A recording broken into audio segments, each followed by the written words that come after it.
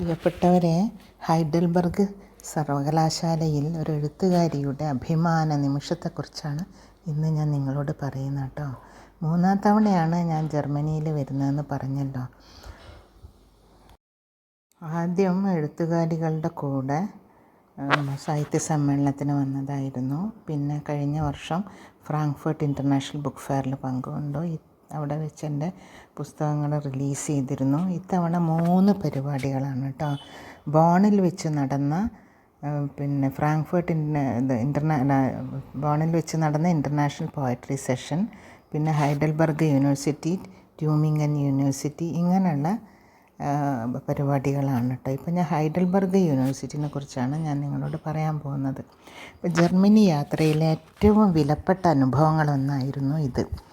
ലോക പ്രശസ്തമായ ഹൈഡൽബർഗ് സർവകലാശാല സന്ദർശിക്കാനും എൻ്റെ പുസ്തകങ്ങൾ കൈമാറാനും കഴിഞ്ഞത് ഇതൊരു അനുഭവം തന്നെയായിരുന്നു കേട്ടോ. 1386 സ്ഥാപിതമായ ഹൈഡൽബർഗ് സർവകലാശാല ജർമ്മനിയിലെ ഏറ്റവും പഴക്കമേറിയ സർവകലാശാലയാണ്. പലർക്കും അറിയാലോ അത്. 6.5 നൂറ്റാണ്ടിലേറെ ചരിത്രമുള്ള ഈ സർവകലാശാല ലോകമെമ്പാടുമുള്ള ഗവേഷകരുടെയും വിദ്യാർത്ഥികളുടെയും സ്വപ്ന കേന്ദ്രമാണ്. ശാസ്ത്രം, വൈദ്യശാസ്ത്രം, തത്വചിന്ത, നിയമം, സാഹിത്യം തുടങ്ങി ഒട്ടേറെ മേഖലകളിൽ ഈ സർവകലാശാല നൽകിയ സംഭാവനകൾ ലോക ചരിത്രത്തിൻ്റെ ഭാഗമാണ്. ഈ സന്ദർശനത്തിൽ ഞാൻ ഒറ്റയ്ക്കായിരുന്നില്ല. എൻ്റെ കൂടെ സോഫ്റ്റ്വെയർ എഞ്ചിനീയറായ ശ്രീ പ്രകാശ് നാരായണൻ, പിന്നെ ജർമ്മനിയിൽ പ്രവർത്തിക്കുന്ന Malayali professor doctor Annakutty, German പ്രസാധകൻ ക്രിസ്ത്യാൻ, ഇവരുമുണ്ടായിരുന്നു. ശ്രീ ക്രിസ്ത്യാൻ ആണ് എല്ലാം ഏർപ്പാട് ചെയ്തത് കേട്ടോ. അദ്ദേഹം ഞങ്ങളുടെ കൂടെ വന്നിരുന്നു. വിദ്യാഭ്യാസത്തെയും സാഹിത്യത്തെയും ഒരുപോലെ സ്നേഹിക്കുന്നവരുടെ ഈ സംഗമം എനിക്ക് വളരെ സന്തോഷം നൽകി. ഇപ്പോൾ ഹൈഡൽബർഗ് സർവകലാശാലയുടെ ദൃശ്യങ്ങളാണ് കേട്ടോ നിങ്ങൾ ഈ കാണുന്നത്. പുറമേയുള്ള ഒരു ചെറിയൊരു പോർഷനാണ് ഞാൻ കാണിക്കുന്നത്. ഇതിൽ ഈ സർവകലാശാലയിലെ സൗത്ത് ഏഷ്യ ഇൻസ്റ്റിറ്റ്യൂട്ട് SAIൻ്റെ ഭാഗമായ centre for Asian and transcultural studies CATS library സന്ദർശിക്കാനായിരുന്നു ഞങ്ങൾ ഇറങ്ങിയത് കേട്ടോ. എനിക്ക് നമ്മളവിടെ റെഡ് കാർപ്പറ്റ് വിരിച്ചപ്പോൾ എന്നോട് അന്നക്കുട്ടി മാഡം പറയുമായിരുന്നു, KP സുധീര വരുന്നതെന്ന് കണ്ട് ഇവിടെ റെഡ് കാർപ്പറ്റ് വിരിച്ചിട്ടുണ്ട് പറഞ്ഞ് എന്നെ കളിയാക്കി. എല്ലാ സ്ഥലത്തും നമ്മൾ നടക്കുന്ന പാതയിലൊക്കെ റെഡ് കാർപ്പറ്റാണ് കണ്ടത്. ഇത് അവരുടെ വലിയൊരു പുസ്തകമായിട്ട് ഇന്ത്യൻ കൾച്ചറിൻ്റെ വലിയൊരു കൂറ്റൻ പുസ്തകമാണ് ഞങ്ങളവിടെ കണ്ടത്. ഏറ്റവും ഏഷ്യയെ സമഗ്രമായും താരതമ്യപരമായും പഠിക്കുന്ന യൂറോപ്പിലെ ഏറ്റവും പ്രധാനപ്പെട്ട അക്കാദമിക് കേന്ദ്രങ്ങളിൽ ഒന്നാണ് CATS കേട്ടോ.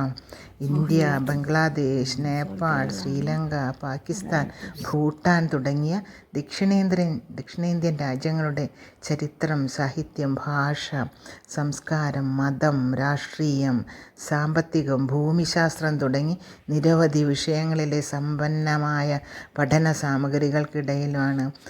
അതേപോലെ ഈ 6 ലക്ഷത്തിലധികം പുസ്തകങ്ങളുണ്ട്, ജേണലുകളുണ്ട്, അപൂർവ രേഖകൾ. ഏഷ്യൻ പഠന ശേഖരങ്ങളിലൊന്നായിട്ടാണ്, ഏറ്റവും വലിയ ഏഷ്യൻ പഠന കേന്ദ്രങ്ങളിലൊന്നായിട്ടാണ് ഇത് കരുതുന്നത് കേട്ടോ യൂറോപ്പിൽ. അപ്പോൾ ആ പുസ്തകങ്ങൾക്കിടയിലൂടെ, ആ റാക്കുകൾക്കിടയിലൂടെയൊക്കെ നടക്കുന്നത് വലിയൊരു സന്തോഷം നൽകുന്ന അനുഭവമാണ്. അതാണ് നിങ്ങളിപ്പോൾ കാണുന്നത് കേട്ടോ. 2010 ഇതിന് അവരുടെ ഷെൽഫുകളാണ്. ഈ ഷെൽഫുകൾ റാക്കുകൾ ഇങ്ങനെ അത്ര മനോഹരമായിട്ടാണെന്നോ അടുക്കി വെച്ചിട്ടുള്ളത് പുസ്തകങ്ങൾ. ഇപ്പോൾ ഒരു മലയാളി എഴുത്തുകാരി എന്ന നിലയിൽ നമ്മുടെ ഭാഷയെയും സാഹിത്യത്തെയും സംബന്ധിച്ച പഠനങ്ങൾ ലോകോത്തര സർവകലാശാലകളിൽ നടക്കുന്നതും അത് ഏഷ്യൻ സംസ്കാരങ്ങൾ ഇത്രമേൽ ആദരവോടെ സംരക്ഷിക്കുകയും പഠിക്കുകയും ചെയ്യുന്നൊരു കേന്ദ്രം നേരിൽ കാണാൻ കഴിഞ്ഞതും എനിക്ക് അതിയായ സന്തോഷവും അഭിമാനവും നൽകി. സർവകലാശാലയിലെ വിവിധ ഭാഗങ്ങൾ ഞങ്ങൾ സന്ദർശിച്ചു. പ്രത്യേകിച്ച് മലയാളം പഠന വിഭാഗം. ഒരു മലയാളി എഴുത്തുകാരി എന്ന നിലയിൽ ഏറെ അഭിമാനകരമായ ഒരു അനുഭവമായിരുന്നു കേട്ടോ അത്. കേരളത്തിൻ്റെ ഭാഷയും സാഹിത്യവും ഇത്ര ദൂരെയുള്ളൊരു ലോകപ്രശസ്ത സർവകലാശാലയിൽ പഠന വിഷയമായി നിലകൊള്ളുന്നത് കാണുമ്പോൾ ശരിക്കും സന്തോഷം തോന്നുകയാണ്. അപ്പോൾ അവിടെ ഞങ്ങൾ മലയാളം പുസ്തകങ്ങൾ തിരയായിരുന്നു. ഈ മലയാളം പുസ്തകങ്ങൾ മലയാള വിഭാഗത്തിൽ മലയാള പുസ്തകങ്ങൾ തിരയുമ്പോൾ ഇവിടെ ഈ ഷെൽഫ് എങ്ങനെയാണ് തുറക്കുന്നത് എന്ന് മിസ്റ്റർ ക്രിസ്ത്യാനി എനിക്ക് കാണിച്ചു തന്നു.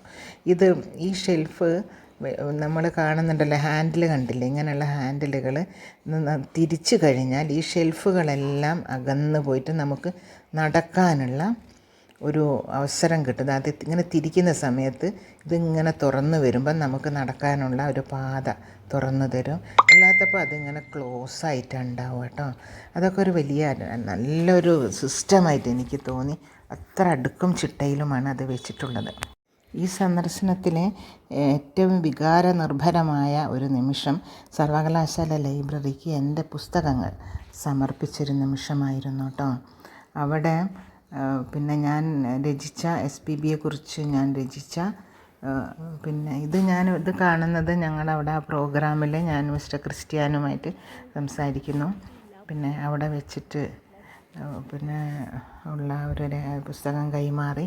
ഇത് എന്താ വെച്ചാൽ അമർനാഥ് ദിവംഗതനായ ശ്രീ അമർനാഥ് പള്ളത്ത് ഇംഗ്ലീഷിൽ രചിച്ച എൻ്റെ ജീവചരിത്രമായ KP സുധീര ഹാർട്സ് ഇംപ്രിൻ്റ് എന്ന പുസ്തകം സർവകലാശാല ലൈബ്രറിക്ക് സമർപ്പിച്ച ഒരു നിമിഷമാണ് കേട്ടോ. ഞാൻ അദ്ദേഹത്തെക്കുറിച്ച് ഓർത്തുപോയി.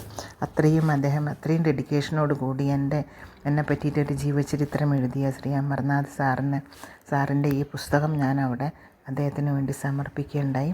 പിന്നെ SPB പാട്ടിൻ്റെ കടലാഴം എന്ന പുസ്തകം ക്രിസ്ത്യാനിന് കൊടുത്തുകൊണ്ട് അതിൻ്റെ 4ാമത്തെ എഡിഷൻ അവിടെ പ്രകാശനം ചെയ്യുന്ന രംഗമാണ് നിങ്ങൾ ഈ കാണുന്നത്. പിന്നെ അതുകൂടാതെ ഈ പുസ്തകം ഇത് ശരിക്കും ഒരു ഗവേഷണ ഗ്രന്ഥം തന്നെയാണ് SPBയെക്കുറിച്ചുള്ള. പിന്നെ അതേപോലെ എൻ്റെ ഈ 3 പുസ്തകങ്ങൾ ഞാൻ കൈമാറി. ഒന്ന് നമ്മുടെ വിഖ്യാതനായ എഴുത്തുകാരൻ MTയെക്കുറിച്ച് എഴുതിയിട്ടുള്ള ഏകാകിതയുടെ വിസ്മയം. പിന്നെ മിസ്റ്റർ ക്രിസ്ത്യാൻ എനിക്ക് അന്നക്കുട്ടി മാഡം രചിച്ച സുഗതകുമാരി ടീച്ചർക്ക് കൊടുത്തൊരു പുസ്തകം എനിക്ക് സമ്മാനിച്ചു. പിന്നെ ഇത് അവിടെ പിന്നെ ആ ബിൽഡിങ്ങിൻ്റെ കാഴ്ചയൊക്കെയാണ് നിങ്ങളീ കാണുന്നത്. ഞങ്ങൾ തിരികെ വരുമ്പം ഉള്ള രംഗങ്ങളാണ് കേട്ടോ. അപ്പോൾ അങ്ങനെ പിന്നെന്താ പറയുക, അതേപോലെ അവിടുന്ന് പ്രകാശ് രചിച്ച മച്ചിലെ ഭഗവതി എന്ന ഗവേഷണ ഗ്രന്ഥം അവിടെ സമർപ്പിക്കുകയുണ്ടായി കേട്ടോ. അപ്പോൾ ഒരു എഴുത്തുകാരിയെ സംബന്ധിച്ചിടത്തോളം സ്വന്തം പുസ്തകങ്ങൾ ലോകപ്രശസ്തമായ ഒരു സർവകലാശാലയുടെ ലൈബ്രറിയിൽ സ്ഥാനം നേടുക എന്നത് വലിയൊരു അംഗീകാരമായിട്ടാണ് ഞാൻ കാണുന്നത്. പുസ്തകങ്ങൾ വായനക്കാരുടെ കൈകളിൽ എത്തുന്ന പോലെ ലോകത്തിൻ്റെ വിവിധ രാജ്യങ്ങളിൽ നിന്ന് എത്തുന്ന ഗവേഷകരുടെയും വിദ്യാർത്ഥികളുടെയും കൈകളിൽ എത്താനുള്ള സാധ്യതയും അതിലൂടെ തുറക്കപ്പെടുന്നു. അവിടുത്തെ ലൈബ്രറിയിലൂടെ നടന്നപ്പോൾ ഞാൻ മനസ്സിലാക്കിയത് അറിവിന് അതിരുകളില്ല എന്ന സത്യമാണ്. ഭാഷകൾ വ്യത്യസ്തമാകാം, രാജ്യങ്ങൾ വ്യത്യസ്തമാകാം, സംസ്കാരങ്ങൾ വ്യത്യസ്തമാകാം, പക്ഷേ പുസ്തകങ്ങൾ മനുഷ്യരെ ഒരുമിപ്പിക്കുന്നൊരു പാലമാണ്. ശരിയല്ലേ പ്രിയരെ? കേരളത്തിൽ നിന്ന് ഞാൻ എഴുതിയ പുസ്തകങ്ങൾ ഇന്ന് ജർമ്മനിയിലെ ചരിത്രപ്രസിദ്ധമായ ഒരു സർവകലാശാലയുടെ പുസ്തകശേഖരത്തിൻ്റെ ഭാഗമാകുന്നു എന്ന ചിന്ത എന്നെ അതിയായ സന്തോഷത്തിലും വിനയത്തിലും നിറയ്ക്കുന്നു. ഇതെൻ്റെ വ്യക്തിപരമായ നേട്ടം മാത്രമല്ല, മലയാള ഭാഷയ്ക്കും മലയാള സാഹിത്യത്തിനും ലഭിച്ച ഒരു ചെറിയ ആദരവായി ഞാൻ കാണുന്നു.